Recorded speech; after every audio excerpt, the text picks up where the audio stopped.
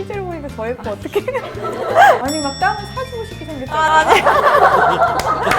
좀 앞에 앉아야 되는 거야. 내가 좀 아니. 나 되게 부담스러워. 나 왜 이런데.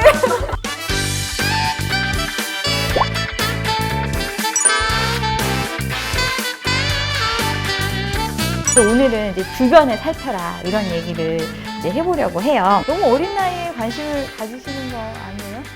왜 저도 이렇게 남자분이 생각보다 연령대가 있으시.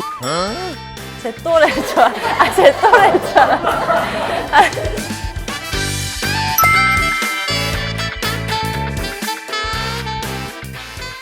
지금 20대 아니요 절대 아니고 아니고? 31살이에요. 아 30대 초반이면 이제 조금씩 관심을 가질 만한 나이긴 하네요. 어디 지역에 사시는지 물어봐도 돼요? 저는 그 성동구 원래 나고 자란 곳이 그쪽인 거예요? 원래 동부이촌동. 동부이촌동 네. 용산 쪽이시고 그러면 이제 내가 사는 집을 선택할 때 어떤 기준으로 지금 보고 계세요?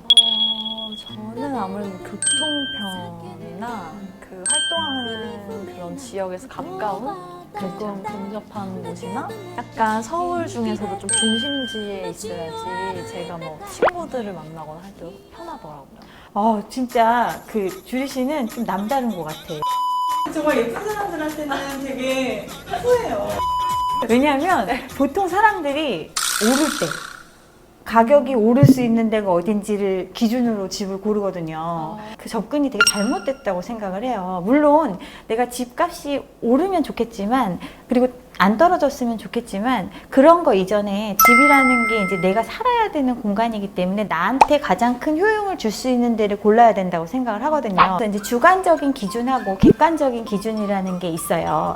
주관적인 기준이라는 건 지금 주리 씨가 얘기한 내용들. 그러니까 내가 거의 잠자고 어떤 생활을 충전하는 공간이 내 집이잖아요. 그러면 내가 가장 익숙하면서 편하고 어떠한 활동을 할 때 내 가까운 사람들, 나의 인간관계 뭐 이런 것들이 다 접근하기 편한 지역을 일단 기준으로 잡는 게 중요하다고 저는 생각을 해요. 객관적인 기준에 이제 해당이 되는 게 교통, 그리고 아까 얘기한 학군, 그리고 생활의 편의성, 개발 계획 같은 거 이런 것들을 확인할 수 있어야 되는데 이런 거는 어느 날 갑자기 생기는 게 아니에요. 그런 정보들은 이미 다 공표가 되어 있는데 그 사실을 언제 인지하느냐에 따라서 뭐 더 일찍 자리 잡고 좀 더 저평가되어 있을 때 어떤 지역에 들어가는 거고 이런 거거든요. 그래서 전반적으로 어떤 지역을 내가 얘기해 주는 것보다 그런 걸 어디서 확인할 수 있고 어떻게 하면 알 수 있는지를 알려드리는 게 좋을 것 같아요.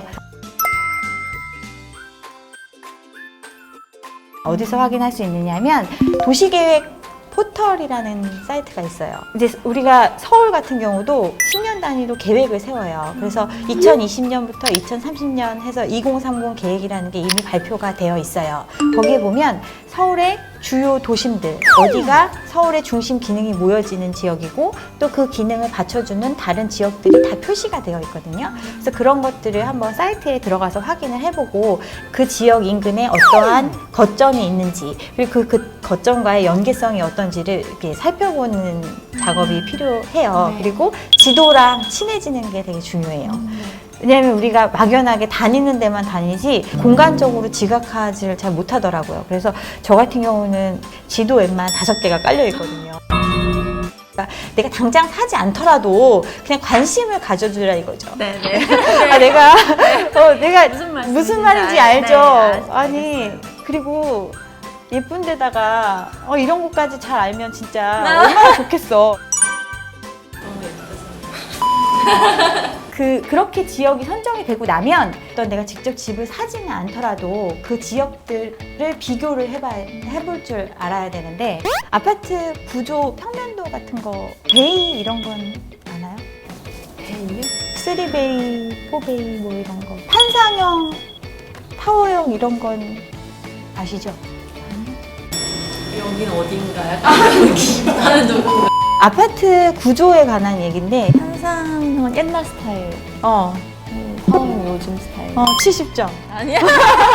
한상형은 말 그대로 상자 모양으로 생겼다고 생각을 하면 돼요. 이렇게 그 건물 건물 자체가 일자로 생겨서 그냥 다 똑같이 병풍형이라고도 하죠. 사람들이 네. 옛날 아파트들이 주로 그렇게 지어져 있어요. 근데 요즘 지어지는 것들은 약간 뭐 타워로 지어져 있는 거죠. 그래서 구조가 향이 예전에는 우리 남향하고 동향 이렇게 두 가지로만 거의 지었다고 생각을 하면 돼요. 그리고 이제 요즘에 지어지는 것들은 그 도시 계획상 여러 가지 이제 제한이 있고 뭐 건축 외관 같은 것도 제한을 받고 이러다 보니까 조금 다채롭게 조금씩 특이한 구조들이 나오거든요. 판상형 같은 경우는 이제 선호하는 이유가 통풍 구조 때문에 판상형을 많이 선호를 하거든요.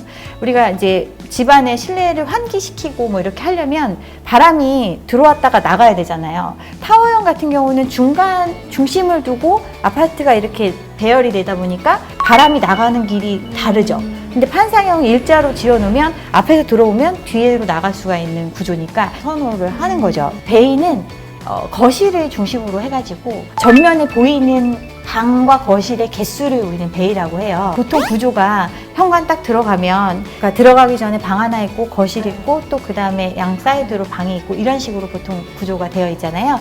그러면 3베이인 거죠. 그래서 이제 여러 베이가 있는 거를 선호하는 경향들이 있는데, 그렇다고 해서 무조건 베이 수가 많다고 좋은 것도 아니에요. 베이 수가 많으면 그만큼 옆으로 길다는 거예요, 집이.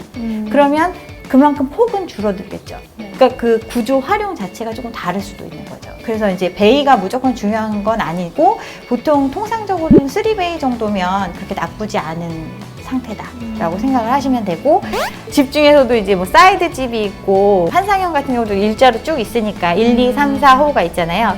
그러면 이제 중간에 끼는 게 더 좋다, 뭐 그런 기본 개념.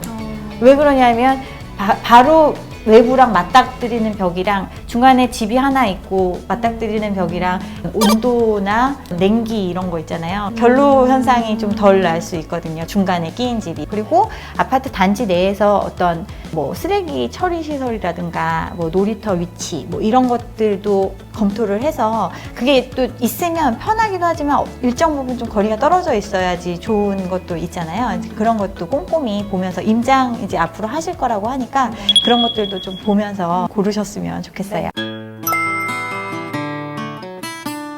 일단 기본적으로 이제 역세권, 우리가 이제 교통이 편하다고 하면 역세권, 서울 같은 경우는 지하철을 중심으로 움직이다 보니까 역세권을 확인을 하잖아요. 근데 역세권이라는 게 아까 처음에 이제 최초에 제가 말씀드렸던 것처럼 굉장히 상대적인 거예요. 지하철에서 몇 미터 떨어져 있느냐가 중요한 게 아니라 그 지역의 지형이 굉장히 중요한 거죠.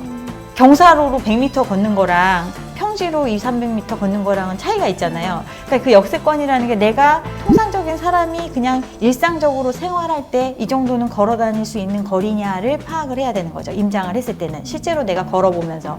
그리고 이제 주변에 일반적인 주거지대가 주변에 끼어 있어야 그런 생활이 가능한 거죠. 애들이 가까운 데서 학원을 다닌다든가 뭐 가벼운 여가 활동을 할 수 있는 그런 시설들이 있으려면 주변에 뭔가가 있어야 되는데 그런 게 없는 것도 되게 많거든요. 이런 거를 근데 보는 거는 임장을 가기 전에 지도를 먼저 펼쳐놓고 거기 보면 다 나와. 학교도 나오고 뭐 학교 위치라든가 지하철 아니면 주변에 있는 것들 로드뷰로 다 볼 수 있어요. 대부분 있긴 한데 그 지역에 가보면 분위기라는 게 있어요. 이런 것들을 임장 가서는 이제 그런 현실적인 것들을 봐야죠. 엄청나게 뭔가 얻을 수는 없어요. 그렇지만 내가 이 지역에 갔을 때의 느낌, 내가 평상시에 생활해도 괜찮다라고 생각되는 지역을 찾아야 되는 거예요. 그게 되게 중요한데 그거는 임장을 하지 않으면 몰라요. 앞으로 이제 다니면서 성공해서 임장 가도록 하겠습니다. 네, 화이팅!